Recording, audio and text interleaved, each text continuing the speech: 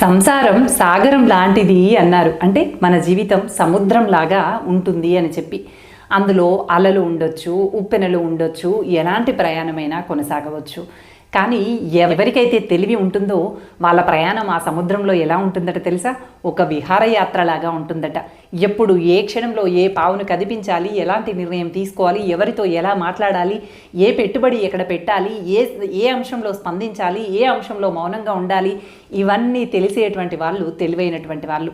తెలివైనటువంటి వాళ్ళ ప్రయాణం సముద్రం లాంటి జీవితంలో ఎలా ఉంటుందంట అంటే విహారయాత్రలాగా ముందుకు సాగుతూ ఉంటుందట, ఆనందకరంగా. కానీ ఎవరైతే పిరికి వాళ్ళు, తెలివి తక్కువ వాళ్ళు, ఆలోచన రాహిత్యంతో ఉండేటువంటి వాళ్ళ జీవితం ఎలా ఉంటుందట తెలుసా? ప్రమాదకరంగా ఉంటుందట.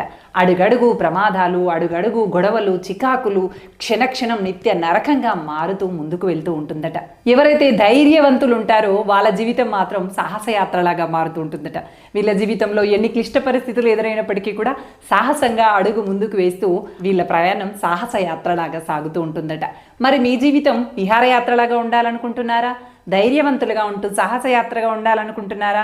పిరికి పందలుగా, తెలివి తక్కువ వారుగా ఉంటూ ప్రమాదకరంగా ఉండేలాగా చేసుకోవాలనుకుంటున్నారా అనేది మీ చేతుల్లోనే ఉంది.